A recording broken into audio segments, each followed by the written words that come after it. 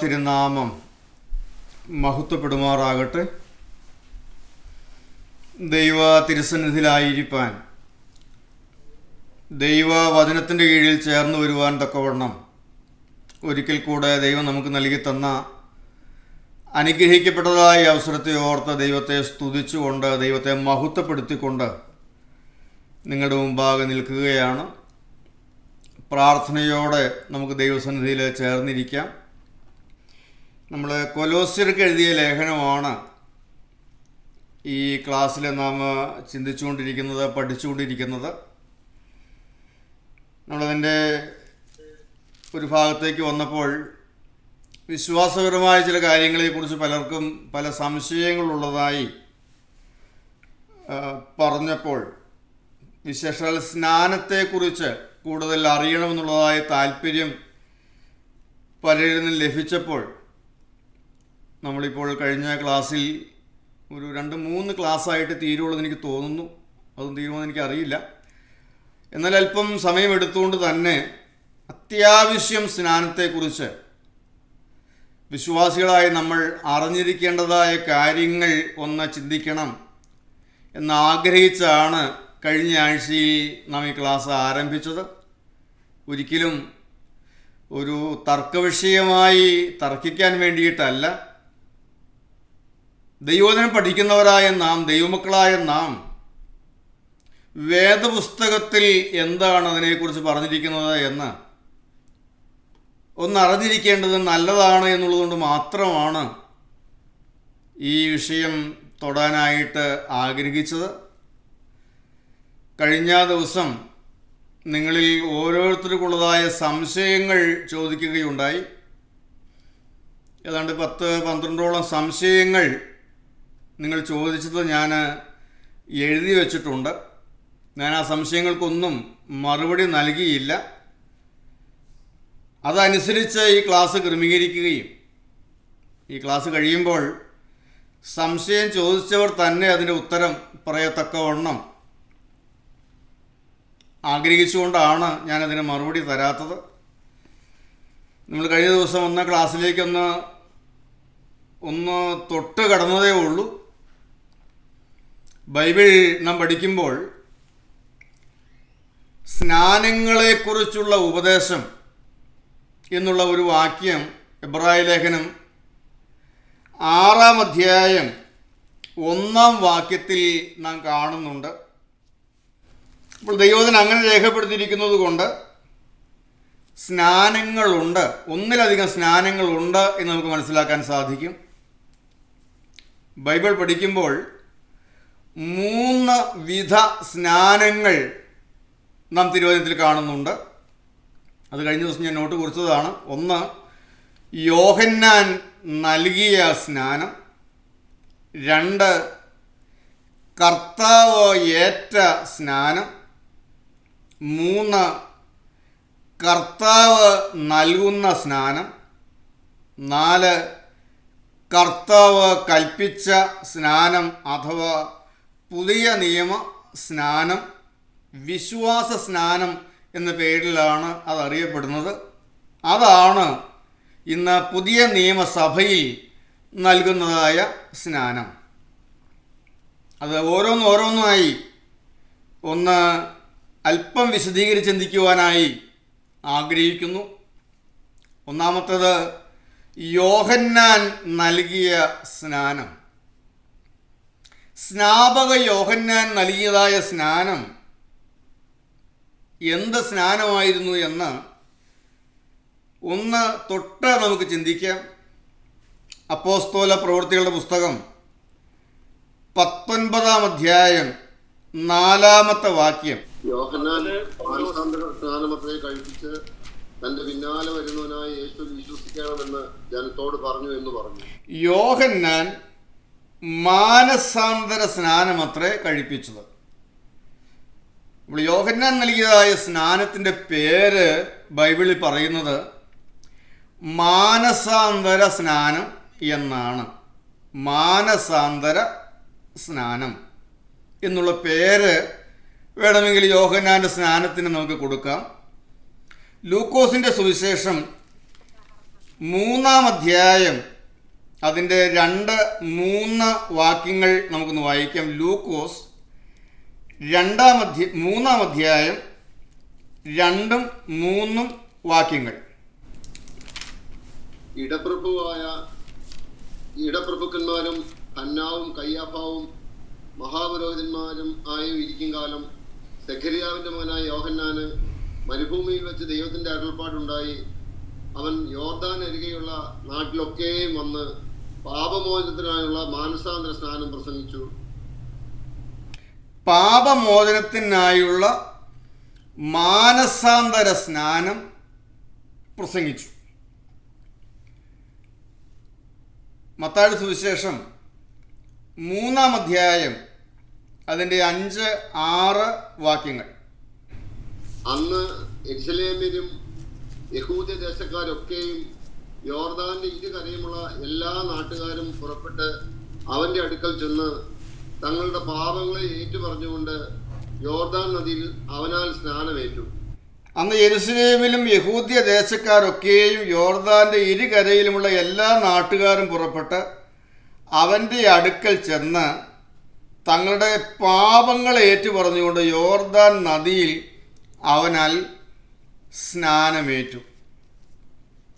യോഹന്നാൻ നൽകിയതായ സ്നാനം വെള്ളത്തിലിറക്കി, യോർദാൻ നദിയിൽ ഇറക്കി, ആളുകളെ മുഴുവനായും വെള്ളത്തിൽ മുക്കി സ്നാനം കൊടുത്തിരുന്നു. ആ സ്നാനത്തിന് നൽകിയിരിക്കുന്നതായ പേര് മാനസാന്തര സ്നാനം എന്നാണ്. ഈ യോഹന്നാൻ ആരായിരുന്നു? യോഹന്നാനെക്കുറിച്ച് കർത്താവ് പറയുന്നതായ വാക്കുകളുണ്ട്. ലൂക്കോസിൻ്റെ സുവിശേഷം 7-ാം അധ്യായം അതിൻ്റെ 24 മുതൽ 30 വരെയുള്ളതായ വാക്യങ്ങൾ. ലൂക്കോസ് 7-ാം അധ്യായം 24 മുതൽ 30 വരെയുള്ളതായ വാക്യങ്ങൾ. യോഹന്നാന്റെ ദൂതന്മാർ പോയ ശേഷം അവൻ പുരുഷാരത്തോട് യോഹന്നാനെ കുറിച്ച് പറഞ്ഞു തുടങ്ങിയത്, നിങ്ങൾ എന്ത് കാണുവാൻ മരുഭൂമിയിലേക്ക് പോയി? കാറ്റിനാൽ ഉലയുന്ന ഓടയോ? അല്ല, എന്ത് കാണുവാൻ പോയി? മാർദ്ദവ വസ്ത്രം ധരിച്ച മനുഷ്യനെയോ? മോടിയുള്ള വസ്ത്രം ധരിച്ച് സുഖഭോഗികളായി നടക്കുന്നവർ രാജധാനികളിൽ അത്രേ. അല്ല, എന്ത് കാണുവാൻ പോയി? ഒരു പ്രവാചകനെയോ? അതേ, പ്രവാചകനിലും മികച്ചവനെ തന്നെ എന്ന് ഞാൻ നിങ്ങളോട് പറയുന്നു. ഞാൻ എൻ്റെ ദൂതനെ നിനക്ക് മുമ്പായി അയക്കുന്നു. അവൻ നിന്റെ മുമ്പിൽ നിനക്ക് വഴിയൊരുക്കും എന്ന് എഴുതിയിരിക്കുന്നത് അവനെ കുറിച്ചാകുന്നു. സ്ത്രീകളിൽ നിന്ന് ജനിച്ചവരിൽ യോഹന്നാനേക്കാൾ വലിയവൻ ആരുമില്ല. ദൈവരാജ്യത്തിൽ ഏറ്റവും ചെറിയവനോ അവനിലും വലിയവനെന്ന് ഞാൻ നിങ്ങളോട് പറയുന്നു. എന്നാൽ ജനമൊക്കെയും ചുങ്കക്കാരും കേട്ടിട്ട് യോഹന്നാന്റെ സ്നാനം ഏറ്റതിനാൽ ദൈവത്തെ നീതീകരിച്ചു. എങ്കിലും പരീശന്മാരും ന്യായശാസ്ത്രിമാരും അവനാൽ സ്നാനമേൽക്കാതെ ദൈവത്തിന്റെ ആലോചന തങ്ങൾക്ക് വൃഥാവാക്കി കളഞ്ഞു. മതി. യോഹന്നാനെ കുറിച്ച്, യോഹന്നാൻ നൽകിയതായ സ്നാനത്തെക്കുറിച്ച് കർത്താവ് പറഞ്ഞതായ വാക്കുകളാണ്. യോഹന്നാന്റെ ദൂതന്മാർ പോയ ശേഷം അവൻ പുരുഷാരത്തോട് യോഹന്നാനെ കുറിച്ച് പറഞ്ഞു തുടങ്ങിയത്. അതിൻ്റെ 30-ാമത്തെ വാക്യം നാം വായിച്ചു. എങ്കിലും പരീശന്മാരും ന്യായശാസ്ത്രിമാരും അവനാൽ സ്നാനമേൽക്കാതെ ദൈവത്തിൻ്റെ ആലോചന തങ്ങൾക്ക് വൃഥാവാക്കി കളഞ്ഞു. അപ്പോൾ അവിടെ നമുക്ക് കാണാൻ കഴിയും, യോഹന്നാൻ്റെ സ്നാനം എന്നുള്ളത് ദൈവത്തിൻ്റെ ആലോചനയായിരുന്നു. യോഹന്നാൻ ഉണ്ടാക്കിയതൊന്നുമല്ല, അത് ദൈവത്തിൻ്റെ ആലോചനയായിരുന്നു. അപ്പോൾ സ്നാനപ്പെടാൻ കൂട്ടാക്കാതെ ആരെങ്കിലും പോയെങ്കിൽ അവർ ദൈവത്തിൻ്റെ ആലോചനയെ വൃഥാവാക്കി കളഞ്ഞുവെന്നാണ് കർത്താവ് പറഞ്ഞിരിക്കുന്നത്. ഇതൊന്നും മനുഷ്യനിൽ നിന്ന് വന്നതോ മനുഷ്യൻ്റെ ഇഷ്ടത്താൽ ചെയ്തതോ ഒന്നുമല്ല, ദൈവത്തിൻ്റെ ആലോചനയായിരുന്നു. ആരെങ്കിലും ഇത് കൂട്ടാക്കാതെ മുന്നോട്ട് പോകുന്നുവെങ്കിൽ ദൈവത്തിൻ്റെ ആലോചനയെ വൃഥാവാക്കി കളഞ്ഞുവെന്നാണ് കർത്താവ് പറഞ്ഞിരിക്കുന്നത്. ഈ യോഹന്നാൻ്റെ സ്നാനം പുതിയ നിയമ സ്നാനവുമായി യാതൊരു ബന്ധവുമില്ലാത്തതാണ്. ഓർക്കണം, ഇന്ന് പുതിയ നിയമ സഭയിൽ കർത്താവ് കൽപ്പിച്ചാക്കിയിട്ടുള്ള കൂദാശ സ്നാനം, മാമോദീസ, അതുമായി യാതൊരു ബന്ധവുമില്ലാത്തതാണ് യോഹന്നാൻ്റെ സ്നാനം. അപ്പോസ്തല പ്രവൃത്തികളുടെ പുസ്തകം 19 അധ്യായം അതിൻ്റെ 3 മുതൽ 5 വരെയുള്ളതായ വാക്യങ്ങൾ നമുക്കൊന്ന് വായിച്ച് കേൾക്കാം. അപ്പോസ്തല പ്രവൃത്തികളുടെ പുസ്തകം 19 അധ്യായം 3 മുതൽ 5 വരെയുള്ളതായ വാക്യങ്ങൾ. എന്നാൽ ഏതായിരുന്നു നിങ്ങളുടെ സ്നാനമെന്ന് അവൻ അവരോട് ചോദിച്ചതിന് യോഹന്നാന്റെ സ്നാനമെന്ന് അവർ പറഞ്ഞു. അതിന് പൗലോസ്, യോഹന്നാൻ മാനസാന്തര സ്നാനം അത്രേ കഴിപ്പിച്ച് തന്റെ പിന്നാലെ വരുന്നവനായ യേശുവിൽ വിശ്വസിക്കണമെന്ന് ജനത്തോട് പറഞ്ഞു എന്ന് പറഞ്ഞു. ഇവിടെ നമ്മൾ കാണുന്നത് യോഹന്നാന്റെ സ്നാനമേറ്റവരെ അപ്പോസ്തലൻ വീണ്ടും ഒന്നുകൂടെ സ്നാനപ്പെടുത്തുകയാണ്. എഫെസോസിൽ നടക്കുന്നതായ കാര്യമാണ് 19 അധ്യായം ആരംഭിക്കുന്നത്. അപ്പല്ലോസ് കൊരിന്തിലിരിക്കുമ്പോൾ പൗലോസ് ഉൾപ്രദേശങ്ങളിൽ കൂടി സഞ്ചരിച്ച് എഫെസോസിൽ എത്തി. അവിടെ ചില ശിഷ്യന്മാരെ കണ്ടു.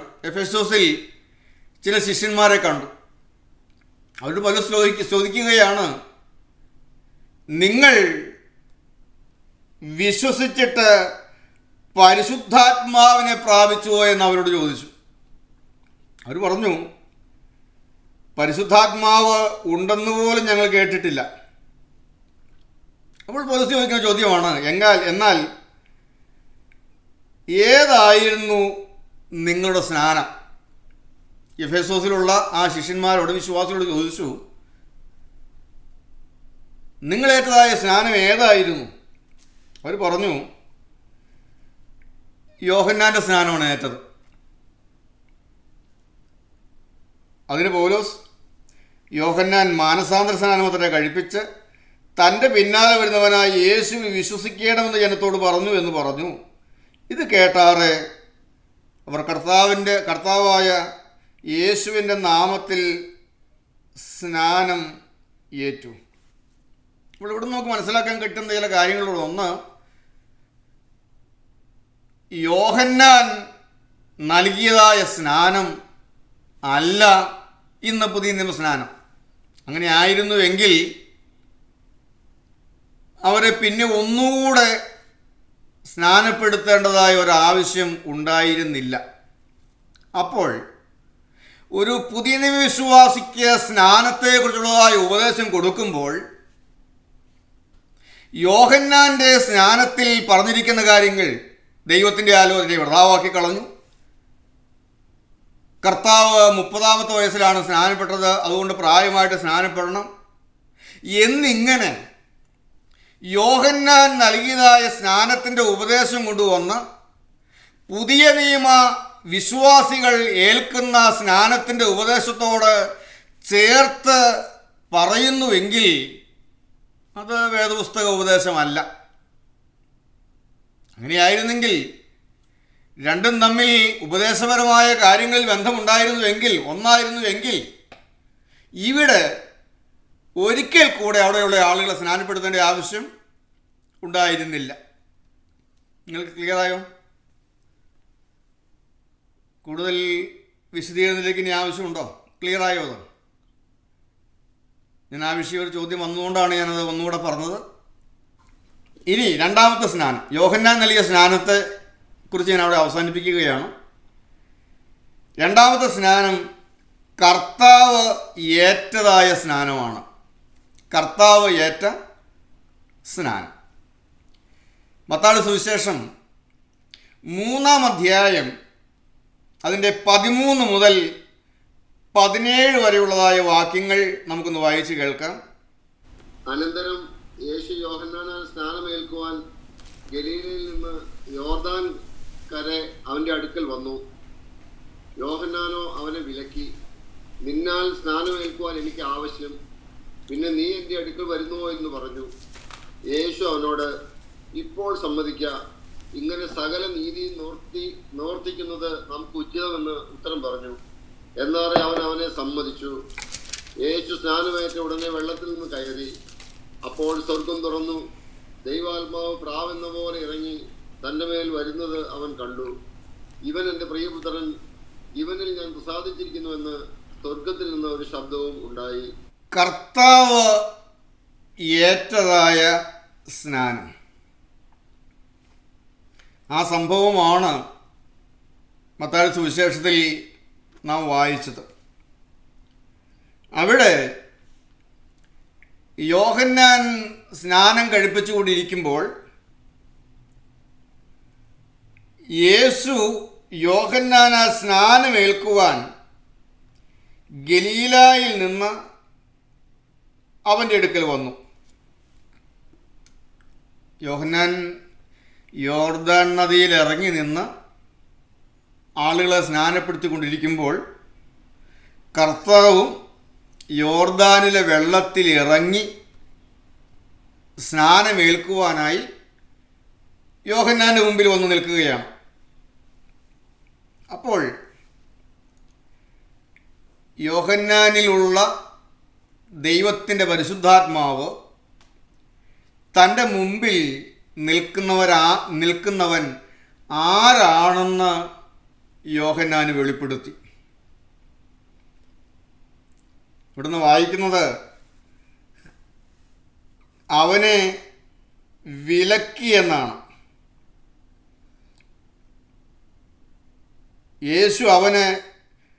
യോഹന്നാനോ അവനെ വിലക്കി, തടഞ്ഞു. വേണ്ട, ഈ സ്നാനം, ഞാൻ നൽകുന്ന ഈ സ്നാനം നീ ഏൽക്കേണ്ടതില്ല, വിലക്കി. കാരണം നിത്യപരിശുദ്ധനായ ദൈവമാണ് നിൽക്കുന്നത്.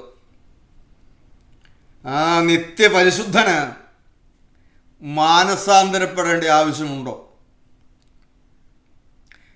താൻ കൊടുത്തതായ മാനസാന്തര സ്നാനം ജനം വന്ന് പാപങ്ങളെ ഏറ്റുപറഞ്ഞുകൊണ്ട് സ്നാനമേറ്റപ്പോൾ പാപം എന്തെന്നുപോലും അറിയാത്ത പരിശുദ്ധനായ ദൈവം അവന് മുമ്പിൽ ഇറങ്ങി നിൽക്കുന്നത് യോഹന്നാൻ കണ്ടപ്പോൾ യോഹന്നാൻ അവനെ വിലക്കി. യോഹന്നാൻ പറഞ്ഞു, നിന്നാൽ സ്നാനമേൽക്കേണ്ടത് എനിക്ക് ആവശ്യം. അപ്പോൾ കർത്താവ് നൽകുന്ന ഒരു സ്നാനമുണ്ട്, അത് ഞാൻ ഏൽക്കേണ്ടത് എനിക്ക് ആവശ്യം. നീ എന്നെ സ്നാനപ്പെടുത്തണം. അവിടെ കർത്താവ് നൽകുന്നതായ സ്നാനത്തെക്കുറിച്ച് പഠിക്കുമ്പോൾ നമുക്കത് ചിന്തിക്കാം.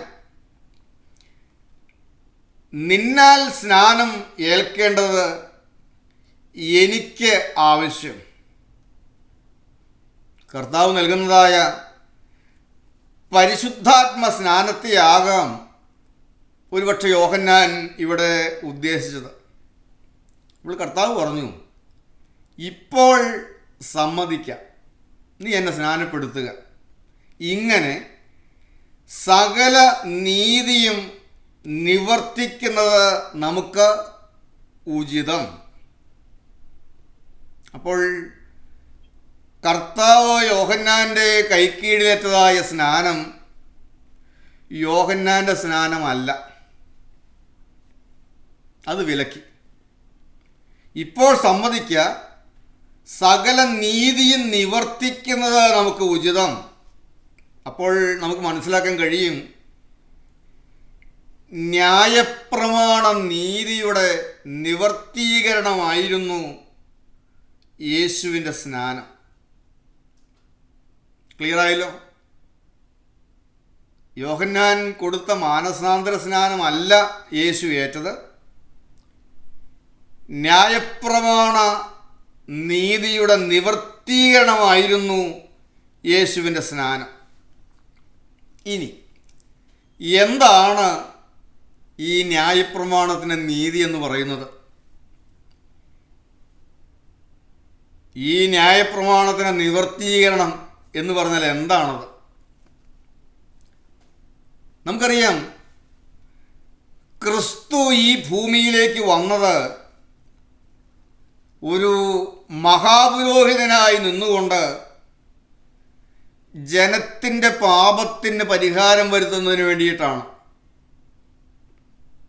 പഴയ നിയമ പ്രമാണം നിഴലും പുതിയ നിയമം അതിൻ്റെ പൊരുളുമാണ്. പൂർത്തീകരണം വരാത്തതിൻ്റെ നിവർത്തീകരണം വരുത്തുവാൻ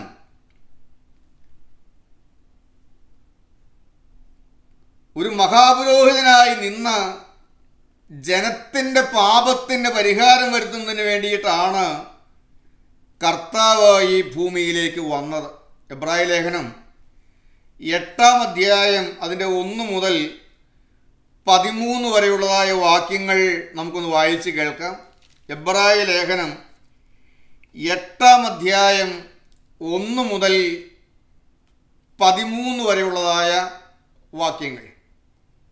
നാം ഈ പറയുന്നതിന്റെ സാരം എന്തെന്നാൽ, സ്വർഗത്തിൽ മഹിമാസനത്തിന്റെ വലത്തുഭാഗത്തിരുന്നവനായി വിശുദ്ധ സ്ഥലത്തിന്റെയും മനുഷ്യനുള്ള കർത്താവ് സ്ഥാപിച്ച സത്യകൂടാരത്തിന്റെയും ശുശ്രൂഷകനായ മഹാപുരോഹിതൻ നമുക്കുണ്ട്. ഏത് മഹാപുരോഹിതനും വഴിപാടും യാഗവും അർപ്പിപ്പാൻ നിയമിക്കപ്പെടുന്നു.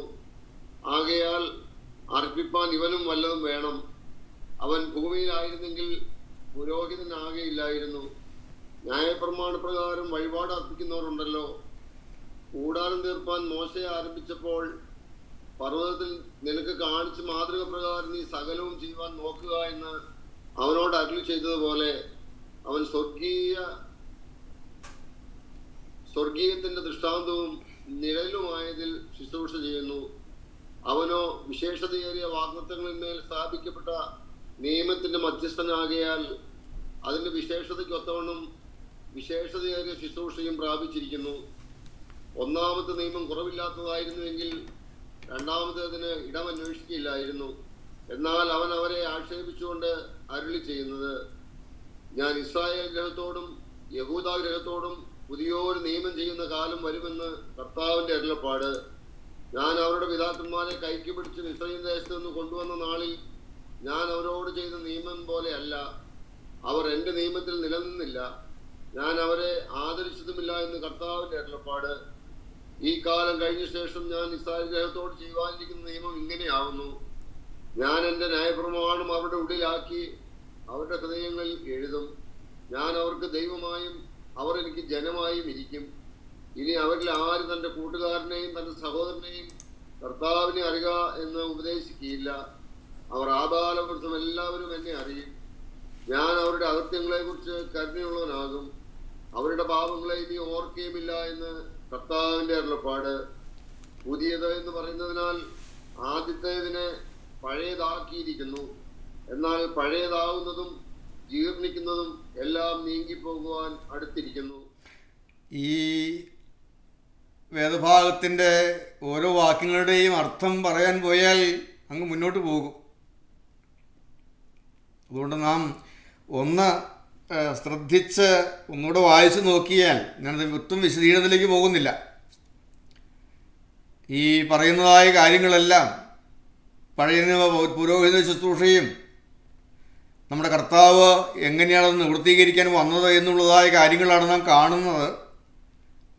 ഞാൻ ഈ വേദഭാഗം മാത്രം വായിച്ച് നിർത്തുകയാണ്, ഒട്ടും വിശദീകരിക്കുന്നില്ല. ദൈവം അവസരം തരുന്നെങ്കിൽ നമുക്ക് യാഗങ്ങളെക്കുറിച്ചും പുരോഹിതന്മാരെക്കുറിച്ചും വിശദമായിട്ട് പഠിക്കാം. അപ്പോൾ അതുകൊണ്ട് വായിക്കുമ്പോൾ തന്നെ നിങ്ങൾ ബൈബിളിൽ നോക്കി ശ്രദ്ധയോടെ ഇരിക്കുക. എന്തെങ്കിലും സംശയങ്ങളുണ്ടെങ്കിൽ ചോദിച്ചാൽ പറഞ്ഞു തന്നുകൊള്ളാം. 9-ാം അധ്യായം, എബ്രായ ലേഖനം 9-ാം അധ്യായം അതിൻ്റെ 11 മുതൽ 28 വരെയുള്ളതായ വാക്യങ്ങൾ.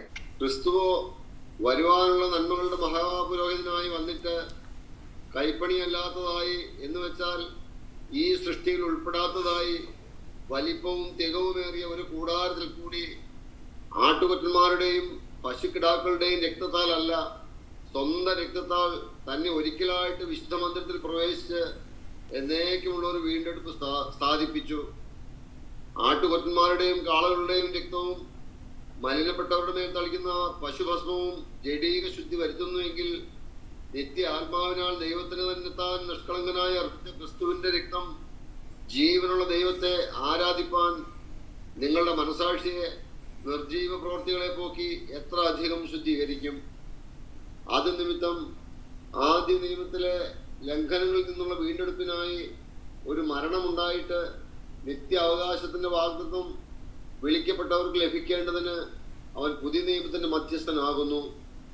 നിയമമുള്ളിടത്ത് നിയമകർത്താവിന്റെ മരണം തെളിവാൻ ആവശ്യം. മരിച്ച ശേഷമല്ലോ നിയമം സ്ഥിരമാകുന്നത്. നിയമകർത്താവിന്റെ ജീവകാലത്തോളം അതിന് ഉറപ്പില്ല.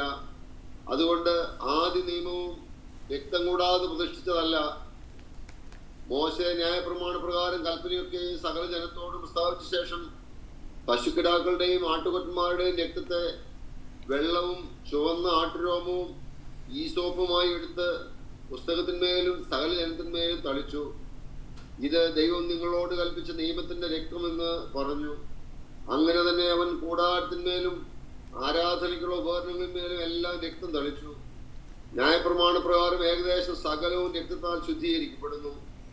രക്തം ചൊരിഞ്ഞിട്ടല്ലാതെ വിമോചനമില്ല. ആകയാൽ സ്വർഗത്തിലുള്ളവയുടെ പ്രതിബിംബങ്ങളെ ഈ വകയാൽ ശുദ്ധമാക്കുന്നത് ആവശ്യം. സ്വർഗീയമായവയ്ക്കോ ഇവയേക്കാൾ നല്ല യാഗങ്ങൾ ആവശ്യം.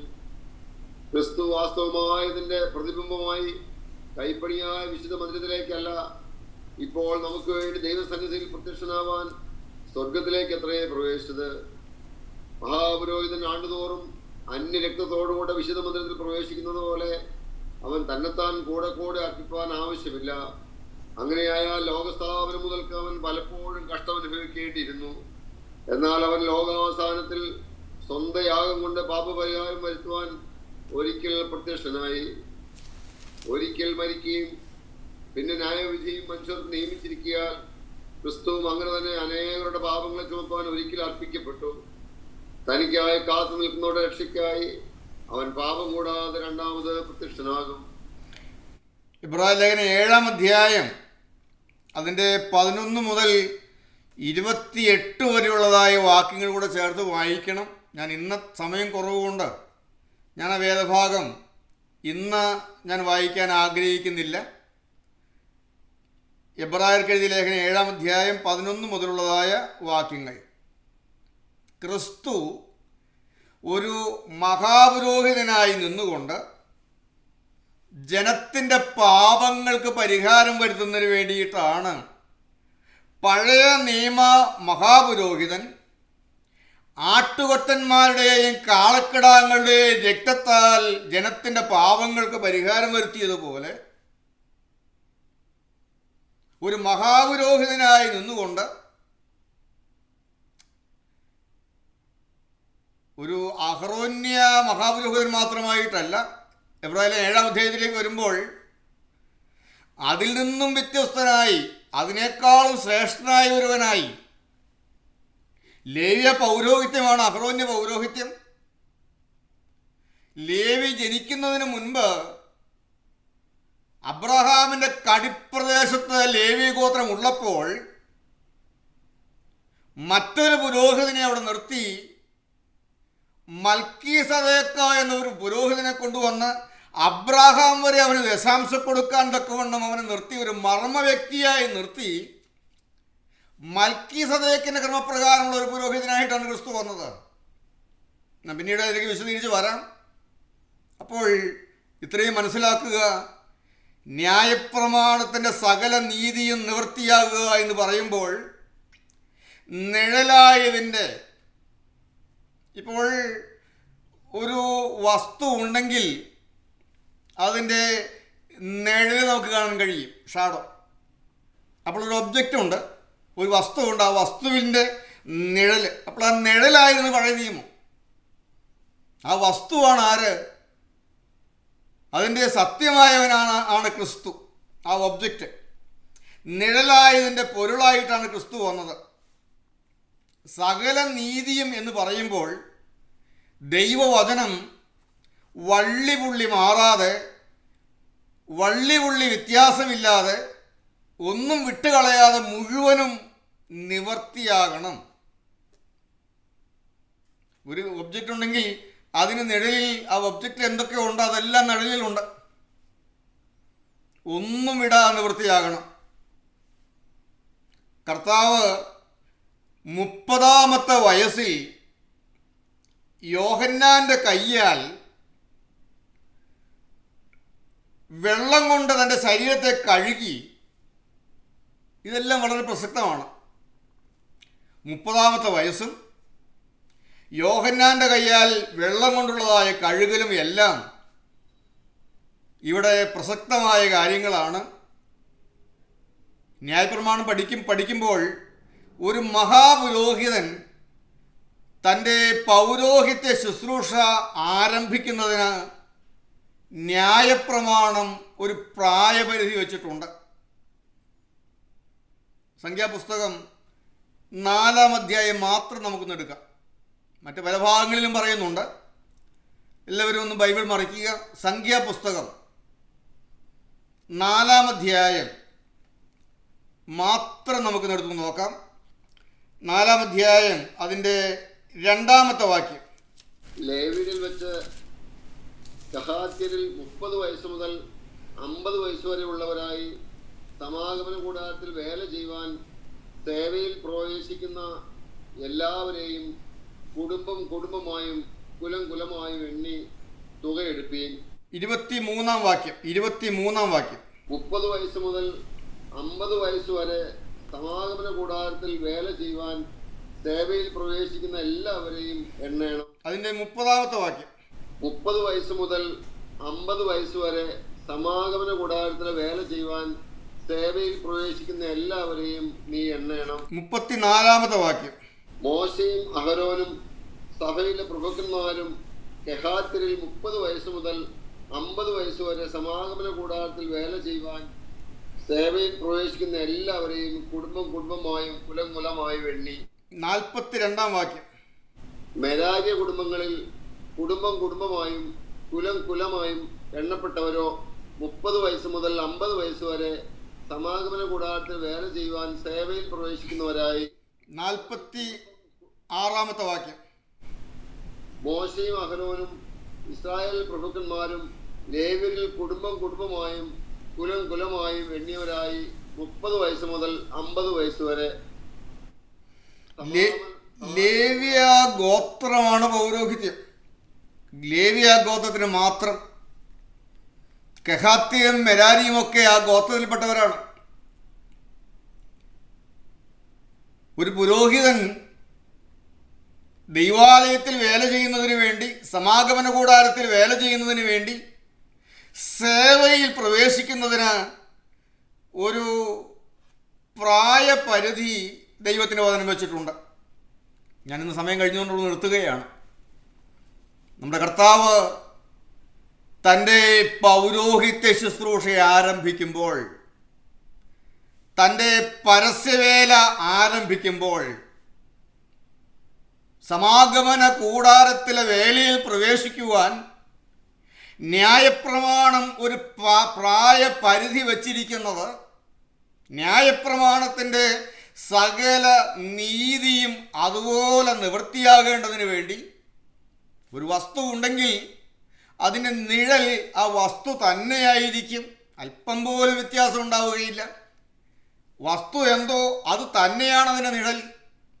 സകല നീതിയും നിവൃത്തീകരിക്കേണ്ടതിന് വേണ്ടി താൻ തന്നെ യാഗമർപ്പിക്കുന്നതിനും താൻ തന്നെ യാഗമർപ്പിക്കുന്നവനും യാഗമൃഗവുമായി ജനത്തിൻ്റെ പാപങ്ങൾക്ക് പരിഹാരം വരുത്തേണ്ടതിന് ആട്ടുകൊറ്റന്മാരുടെയും കാളക്കിടാങ്ങളുടെയും രക്തത്താലല്ല, സ്വന്തം രക്തത്താൽ തന്നെ വിശുദ്ധ മന്ദിരത്തിലേക്ക് പ്രവേശിക്കുവാൻ,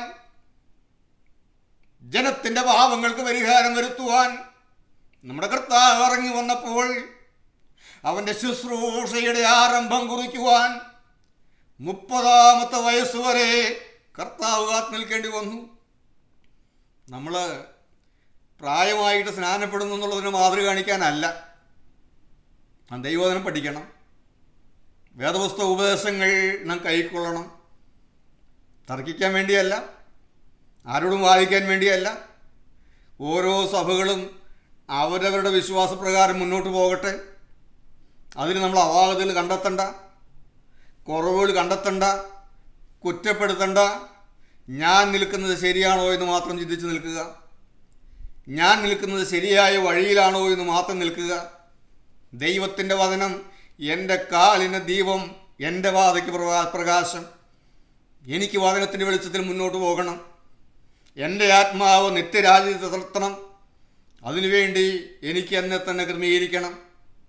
തർക്കിക്കാൻ വേണ്ടിയല്ല, തർക്കിക്കാൻ പോകണ്ട. തർക്കം ഞങ്ങൾക്കുള്ളതല്ല, ദൈവ മക്കൾക്കുമുള്ളതല്ല എന്നാണ് അപ്പോസ്തലൻ പറഞ്ഞത്. എന്നാൽ തിരുവചന സത്യങ്ങളെ മനസ്സിലാക്കി വചനത്തിൻ്റെ വെളിച്ചത്തിൽ നാം മുന്നോട്ട് പോകണം. ഞാൻ ഇന്ന് സമയം കടന്നു പോയതുകൊണ്ട് ഞാനിവിടെ നിർത്തുകയാണ്.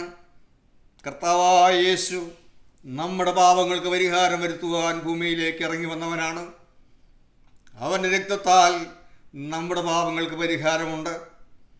പഴയ നിയമ പുരോഹിതൻ അർപ്പിക്കുന്നതായ യാഗങ്ങൾ,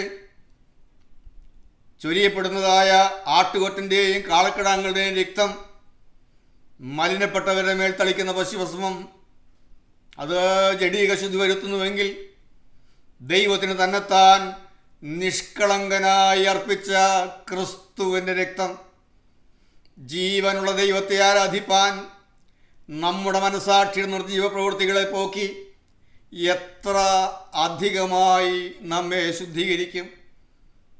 ആ കഴുകൽ നാം ഇരിക്കുന്നിടത്ത് അവൻ എത്തിച്ചു തരുമെന്ന് തലകളെ ഉണക്കാം, നമ്മുടെ കണ്ണുകളെ അടയ്ക്കാം.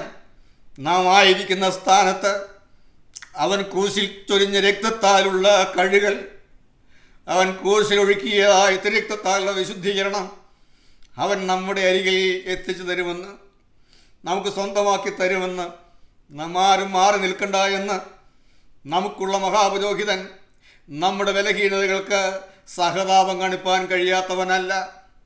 ഇടിനാദം, കാഹളനാദം, വാക്കുകളുടെ ശബ്ദം ഭൂമിയെ നടുക്കി എല്ലാം വിറപ്പിച്ച് അവർ ഭയപ്പെടാൻ തക്കവണ്ണം മാറി നിൽക്കുക, തുടരുത്, അകന്നു നിൽക്കുക എന്നതായ പ്രമാണം അവർക്ക് സഹിച്ചുകൂടാത്തതായ പ്രമാണം അല്ല നമ്മുടെ പ്രമാണം. അതുകൊണ്ട് കരുണ ലഭിപ്പാനും തത്സമയത്ത് സഹായത്തിനുള്ള കൃപ പ്രാപിപ്പാനുമായി ധൈര്യത്തോടെ കൃപാസനത്തിൻ്റെ അടുത്ത് വരിക, ചേർന്ന് വരിക, ഇങ്ങ് വരിക, എൻ്റെ അരികിലേക്ക് വരിക. ഏത് പാവിക്ക് ഓടി വരുവാൻ തക്കവണ്ണം, ഏത് തള്ളപ്പെട്ടവന് ഓടി വരുവാൻ തക്കവണ്ണം, എന്തെല്ലാം മഹാഭാവം വന്നവന് ഓടി വരുവാൻ തക്കവണ്ണം അവനൊരു വാതിൽ തുറന്നു തന്നു. അവൻ തൻ്റെ ചങ്ക് തുറന്ന വാതിൽ, ആ വാതിൽ ഇന്ന് തുറന്നു കിടക്കുകയാണ്. നമുക്ക് അവൻ്റെ അരികിലേക്ക് ചെന്ന്, നമ്മുടെ അരികിലേക്ക് ഇറങ്ങി വന്നിരിക്കുന്നവൻ്റെ അരികിലേക്ക് ചെന്ന്, കർത്താവേ എന്നെ ഒന്ന് കഴുകണമേ, എന്നെ ഒന്ന് ശുദ്ധീകരിക്കണമേ, എൻ്റെ സകല പാപവും പോക്കി എന്നെ ഒന്ന് വെടുപ്പാക്കണമേ. നാം ആരും ഈ കഴുകൽ അനുഭവിക്കാതെ മുന്നോട്ട് പോകരുത്. ഇന്ന് ഈ രാത്രിയിൽ ഈ സമയത്ത് കർത്താവേ നിൻ്റെ തിരക്തത്താലുള്ള കഴുകൽ എനിക്ക് തരണമേ. ജീവനുള്ള ദൈവത്തെ ആരാധിപ്പാനുള്ള കഴുകൽ. ഹല്ലേലൂയ. കർത്താവേ, അന്ന് കാളകളുടെയും ആട്ടുകൊറ്റന്മാരുടെയും രക്തത്താൽ ജനം പ്രാകാരത്തിൽ നിന്ന് ദൈവത്തെ ആരാധിച്ചുവെങ്കിൽ ഞങ്ങൾക്ക് ജീവനുള്ള ദൈവത്തെ ആരാധിപ്പാനുള്ള കഴുകൽ അവിടെ നിങ്ങൾ തരണമേ.